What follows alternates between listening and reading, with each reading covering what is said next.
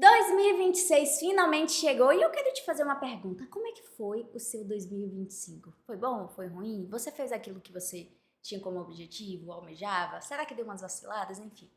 No vídeo de hoje eu vou te contar 10 hábitos para você eliminar em 2026. Pra gente começar o ano com o pé direito, entender aquilo que eu errei no ano passado ou aquilo que não faz sentido e que eu quero mudar, porque a vida assim é em constante movimento.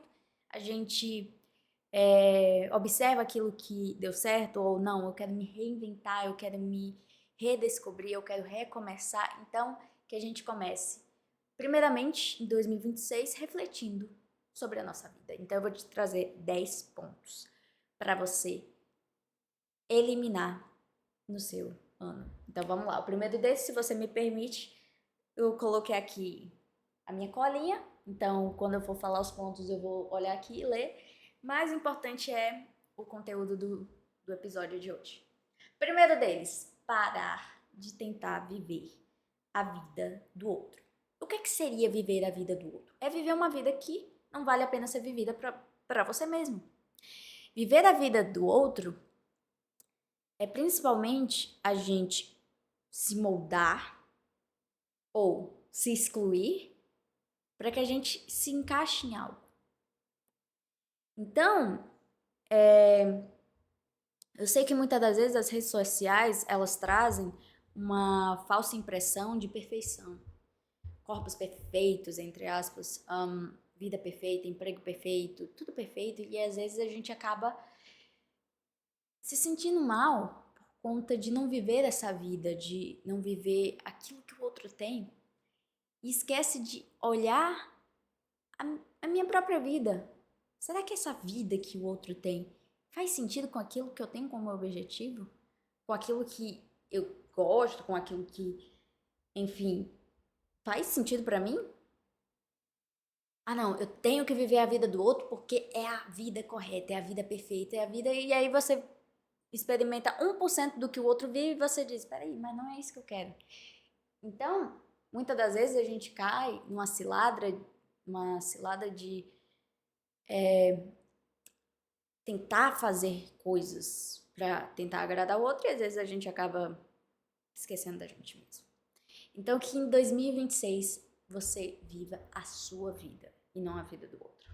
Segundo ponto, dizer sim para tudo.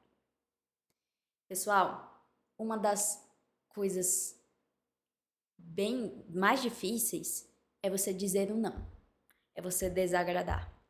Só que quando muitas das vezes a gente não desagrada o outro, a gente desagrada a nós mesmos.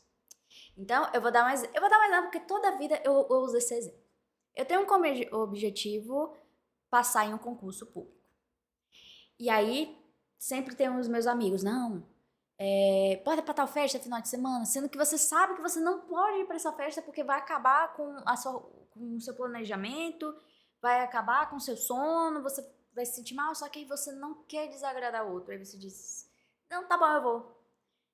Aí você acaba dizendo sim pra tudo. Aí pessoa da família pede favor e você diz sim. Aí você acaba perdendo certas coisas, enfim.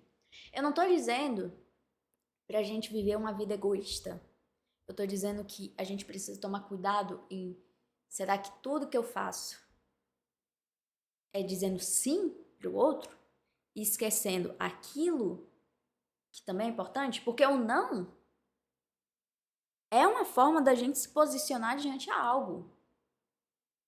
Então, às vezes, para eu me agradar, eu desagrado o outro, mas, gente, ninguém vai agradar todo mundo, faz parte.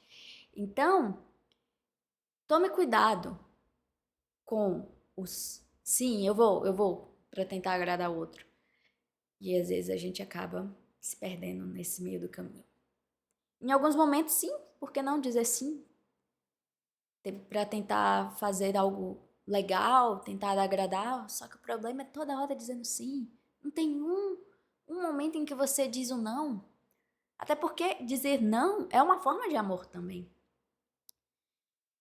É tanto que, imagina se uma mãe desse um sim toda a vida para um filho. E no momento em que ele precisa de um não, e você dá um sim, e aí acaba dando problema. Então, não também é uma forma de demonstração de amor. Tanto, às vezes, para o outro, como para nós mesmos, né? E às vezes a gente esquece da gente. Então, pare de dizer sim toda hora. Observe em que situações você vale a pena dizer o famoso sim. Terceiro ponto, fazer coisas contra os seus valores. Pessoal, o que são valores? Valores são como uma bússola, que elas guiam você durante a sua vida. Eu já falei esse assunto em vários episódios, mas é algo em que a gente precisa falar, não precisa ser debatido.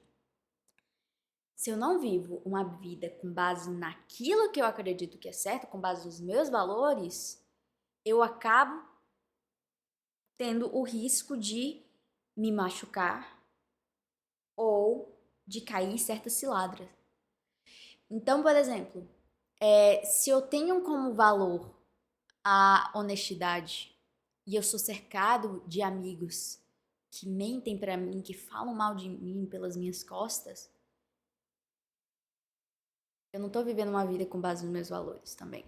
Até porque o nosso ciclo de amigos também impacta muito na nossa saúde mental.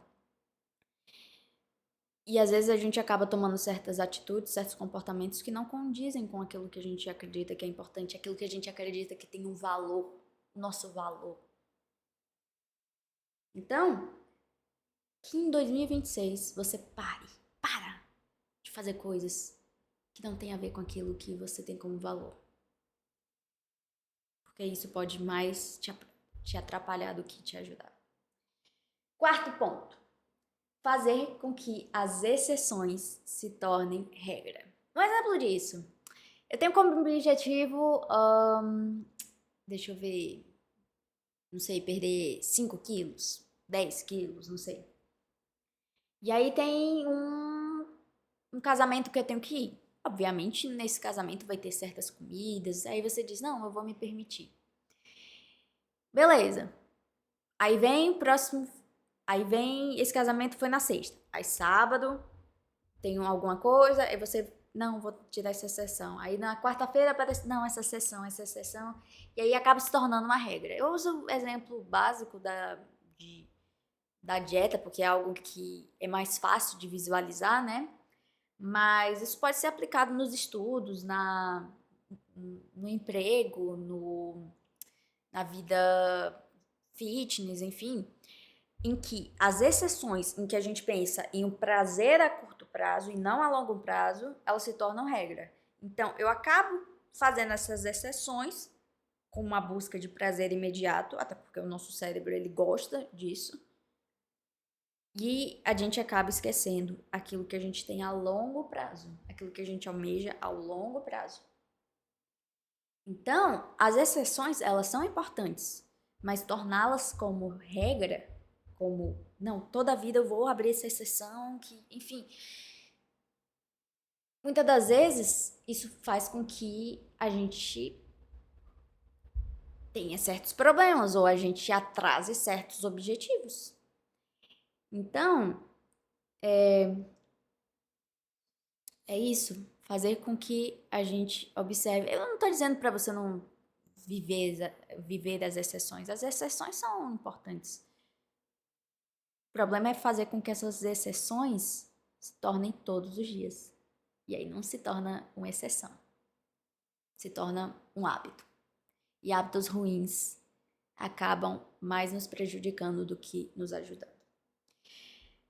Quinto ponto. Escutar quem não tem nada a te acrescentar. Eu sei que muitas das vezes, eu digo isso porque eu amo meus amigos, eu amo a minha família, eu amo, enfim. Só que tem certas situações em que muitos falam e às vezes a gente acaba escutando muita gente e aí a gente fica perdido. E aí vai, fulano dá opinião em certo aspecto, fulano dá opinião em certo ponto. E aí todo mundo tem uma opinião, só que geralmente essa opinião vem muito mais com uma forma de crítica, de ataque, do que, não, peraí, será que isso faz sentido? É isso que você quer? Como realmente uma forma de te adicionar, te acrescentar. E eu sei que muitas das vezes a gente quer compartilhar as coisas para os outros, a nossa felicidade, mas às vezes o silêncio é a maior vitória em que a gente consegue. Porque a gente consegue identificar as pessoas certas para os momentos certos. Inclusive, exemplo, coisas que você conta para o seu melhor amigo, você talvez não conte para sua mãe, ou coisas que você conta para sua mãe, você não conta para o seu melhor amigo, ou conta para o vizinho, para o amigo da academia, alguém para o trabalho, enfim, tem momentos para tudo, tem pessoas para tudo. E quando a gente é um livro aberto, em que cada um vai dando a sua opinião, aí você fica, ok, o que eu tô fazendo de errado? E aí vem um dando opinião, vem outro. Então, aquilo que o outro diz é um alerta para mim? Ou é realmente uma forma de me diminuir, de me rebaixar, de me atacar? Então, observe. Às vezes a gente pede um conselho às pessoas em busca de adicionar algo. Então, se essa pessoa não me adiciona algo, por que eu tô escutando ela? E aí, quando eu escuto ela, eu me sinto mal, eu me sinto rebaixada, eu me sinto triste, achando que aquilo que eu faço não tem sentido. E aí a gente acaba se perdendo. Então, busque pessoas em certas áreas da nossa vida que vão te adicionar algo, em que vão te colocar para cima. Que gente para colocar para baixo tem de monte. Então a gente precisa escolher o nosso ambiente. Saúde mental também tem a ver com escolhas. Da gente escolher os nossos amigos, escolher os momentos certos de às vezes ir para determinados familiares, enfim, mas que a gente identifique aquilo que é importante absorver ou não. Certo? Sexto ponto. Aceitar migalhas. A gente fala muito sobre eu reconheço meu valor, eu sei aquilo que eu mereço, e aí na hora de se relacionar com um amigo, relacionamento amoroso, enfim, aí você aceita aquela migalha. E aí você acaba se diminuindo aquela migalha. E aí você acaba sendo que. Aí você se sente culpada por essa migalha, e, enfim. Bom, o outro só dá aquilo que ele pode, ou aquilo que ele quer enxergar. E quando você aceita isso, é responsabilidade sua, me desculpa. E eu sei que quando. Ok, eu tô falando no aspecto sem ser relacionada, por exemplo, à dependência emocional. Enfim, eu não tô colocando as exceções. Eu quero que você escute isso, não olhando os lados mais críticos ou algo do tipo. Eu tô falando de uma maneira mais geral em si. Quando a gente aceita migalhas, a gente permite ser essas migalhas. Então, se eu digo, às vezes a gente na terapia faz com que o paciente reconheça os seus valores, aquilo que ele tem como potencial, aquilo que ele tem de melhor, enfim, aí ele, não, eu sou essa pessoa, eu sou. E aí vem, ela permite que uma pessoa entre na vida dela em que ela tá aqui, aí ela faz assim, ó. Então, não aceitar migalhas. Escolha bem as pessoas que vão caminhar com você. Sétimo ponto. Procrastinar os seus sonhos. Eu acho que muitos desses pontos são muitos eles fazem conexão, né? Então, quando a gente fala de procrastinar, a gente tem a ver também com aquilo que a gente tem como valor, né? E o ser humano, ele tem a tendência muitas das vezes de procrastinar porque muitas das vezes fazer daquilo que é desconfortável eu não quero fazer. E muitas das vezes a gente precisa entender que a gente não faz aquilo que a gente quer, mas é sim aquilo que eu preciso fazer. Então, procrastinar uma conversa difícil, uma decisão difícil ou pequenos hábitos que são importantes, de ler determinado livro ou algo do tipo, enfim. E aí o ser humano vai deixando pro lado, e aí quando chega na hora, aí diz, por que eu não fiz antes? E eu sei que é difícil, mas é importante. O difícil nem O difícil é difícil, mas é importante. Isso tem a ver com outro ponto que eu coloquei aqui, que é agir sem motivação. O que é motivação? Motivo para agir, pelo próprio nome diz. Quando o cérebro... Eu sempre gosto de trazer pontos da neurociência. Quando a gente fala de dopamina, não veio o hormônio... Eu fico doente quando eu escuto que o hormônio do bem-estar, do prazer, não. É o hormônio que justamente é o da, digamos, como eu posso dizer de uma maneira mais superficial, da motivação. Se você não tiver um motivo para agir, o seu cérebro não vai querer fazer. Então, uma consolidação de hábitos é justamente porque eu tenho um motivo aqui e eu ajo em busca desse motivo. E aí, quando você diz, não, vou esperar a minha força de vontade vir. A força de vontade sem um motivo para você agir não vem. Primeiro que não existe força de vontade. Existe um motivo para você agir diante aquilo que você tem como vontade, né? Mas se você não tiver um porquê, o como não vai. Eu tenho como um motivo. Eu sempre gosto de usar esse exemplo. Eu tenho que procurar novos exemplos. Eu tenho como motivação passar no concurso público. Então, a minha motivação é isso. E aí, minhas pequenas ações seriam estudar. Então, essa motivação vem diante a um objetivo. E aí, quando eu ajo sem motivação, não sustenta. Porque eu não tenho um porquê. Aquela famosa frase, né? Quem não tem um porquê... na verdade, nem sei como é a frase, mas enfim. Então, é isso. Entenda quais são os porquês da sua vida. O porquê de você agir, o porquê de você buscar, o porquê de você acordar todos os dias. Que assim vai ser muito mais fácil. Principalmente se a gente for falar de uma consolidação de um hábito. Eu já perdi foi a conta. Acho que é o oitavo ponto. Adiar decisões importantes com medo de errar. Eu sei que o medo é uma emoção natural, que ele tem sua função biológica, tem sua função evolutiva. E o medo é importante. Não estou dizendo para você não ter medo. O problema é quando o medo paralisa. O problema é quando o medo faz com que eu precise andar aqui, só que aí eu não consigo sair daqui. E aí, é aquela famosa frase, vai com medo mesmo. Mas antes eu preciso acolher esse medo. Eu preciso olhar para ele e não fingir que ele não existe.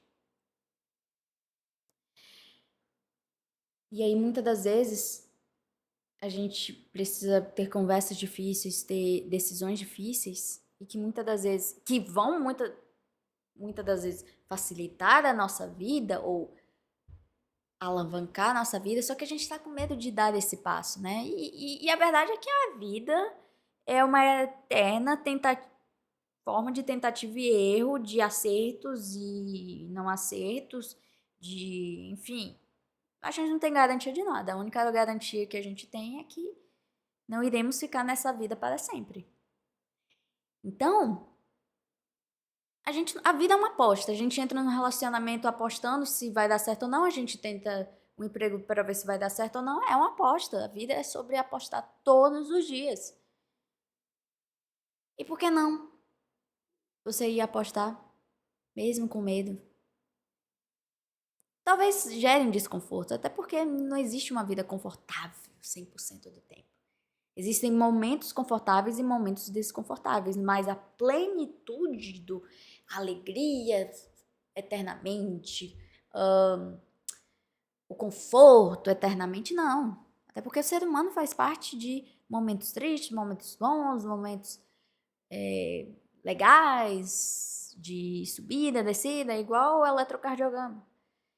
Então, é isso. E que muitas das vezes eu vou te dizer, esse episódio tá cheio enfim, muitas coisas. E eu vou te dizer uma coisa que talvez doa. Você vai errar. E não uma, nem 2 vezes, mas você vai errar muito. Porque o ser humano não é perfeito. Não tem um ser humano... E eu não sei nem o que seria o conceito de perfeição, na verdade, se a gente for pensar nisso. Mas você vai errar. Você vai falar coisas que não são legais. Você vai tomar decisões que não são legais, enfim. Mas a gente tem a possibilidade de se reinventar, de voltar, de corrigir, por exemplo.